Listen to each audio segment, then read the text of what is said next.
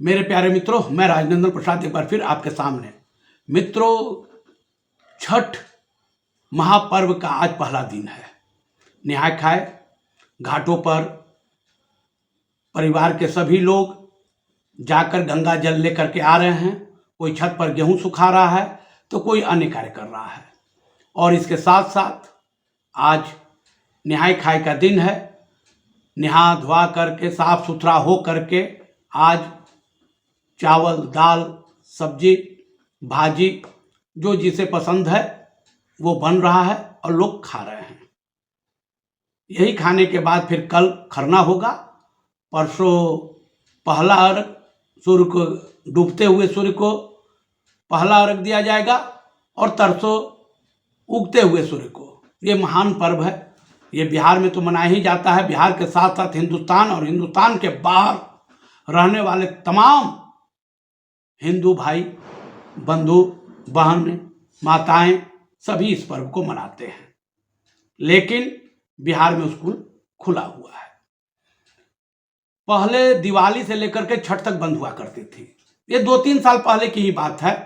दिवाली में से आपको छठ तक की छुट्टी रहती थी और छठ के अगले दिन स्कूल खुल जाया करते थे। दशहरा में 10 दिन की छुट्टी हुआ करती थी। लेकिन जब से ये जय श्री राम का नारा देने वाले लोग दूसरी बार बिहार की गद्दी में बैठे हैं, तब से इन लोगों ने हिंदुओं के पर्व में कटौती करना शुरू कर दी। छुट्टियों में कटौती करना शुरू कर दी। देखिए, एक नारा अभी चल रहा है, बटोगे तो कटोगे। कितना अच्छा नारा है। किसके लिए है? खुद सोचिए। बटोगे तो कटोगे, सारे नेता बोल रहे हैं। लेकिन ये भी बोलो, बटोगे तो कटोगे, तभी तो हम हिंदुओं की पर्व त्योहार की छुट्टी भी काटेंगे। क्योंकि आप जब जब सत्ता में आएंगे, आप सबसे ज्यादा हिंदुओं को प्रताड़ित करेंगे। आपके लिए दूसरा कोई प्रताड़ित होने के लिए नहीं रहा है। आप दूसरे को खुश करने के लिए आप कुछ भी कर सकते हैं।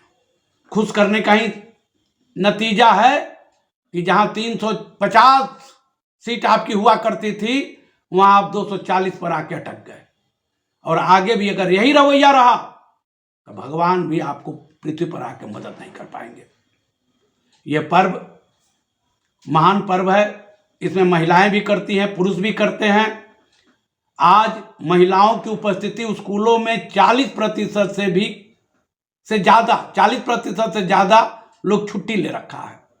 और जो 60% छुट्टी नहीं लिया है, वे किसी न किसी कारण उनके पास छुट्टियों का अभाव रहा है, जिसके चलते वे छुट्टी नहीं ले पाई हैं। क्योंकि एक दिन का वेतन कटाने की स्थिति में हमारी माताएं, बहनें या भाई नहीं हैं। क्योंकि अल्प वेतन भोगी हैं, उसी में परिवार चलाना है, उसी में सारा काम करना है। ये बहनों का भी महान पर्व है तो भाइयों के लिए भी है, माताओं का है तो पिताओं का भी है। इसमें सभी समान रूप से ये छठ पूजा मनाते हैं। सरकार एक तरफ दिखाने के लिए बहुत सा नाटक कर रही है। माननीय मुख्यमंत्री तो घाट घाट घूम रहे हैं, सब व्यवस्था का अवलोकन कर रहे हैं, देख रहे हैं कि कोई कमी तो नहीं रह जाए।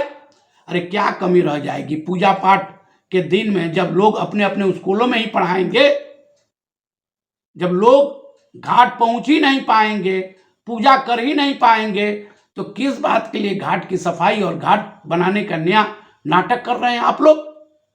आप लोग को शर्म नहीं आती है? मेरे प्यारे मित्रों, सरकार एक तरफ हिंदुओं के लिए वोट लेने के लिए कई तरह की बातें करती है और दूसरी तरफ हिंदुओं के पर्वों में छुट्टी की कटौती कैसे की जाए उसका बहाना ढूंढती है। मेरे प्यारे मित्रों, बहुत दुख होता है। दुख इस बात के लिए भी होता है कि जितनी छुट्टी पहले मिलती थी, उससे भी कम छुट्टी अब मिल रही है। छुट्टी काटे जा रहे हैं। ठीक है, बच्चों की पढ़ाई होनी चाहिए, बच्चे पढ़ भी रहे हैं, शिक्षक पढ़ा भी रहे हैं, इसमें कोई दो राय नहीं है।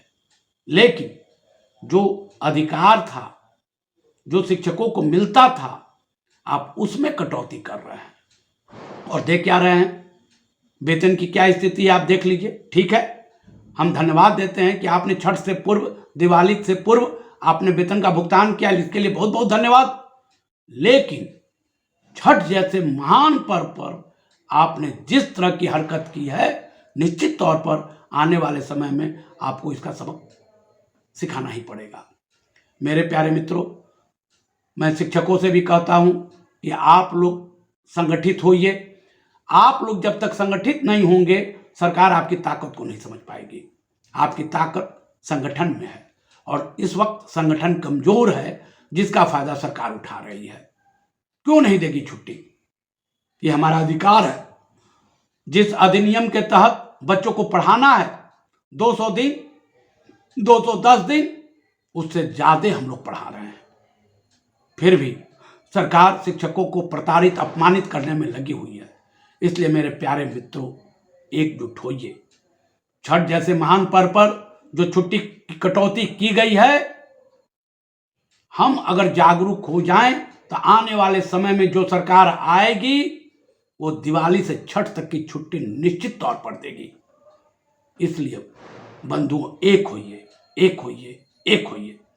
मेरे प्यारे मित्रों, मैं राजनंदन प्रसाद एक बार फिर आपसे बार बार निवेदन करता हूं कि आप मेरे वीडियो को देखिए, शेयर कीजिए, सब्सक्राइब कीजिए, लाइक कीजिए। धन्यवाद, इसके लिए बहुत बहुत धन्यवाद। जय हिंद।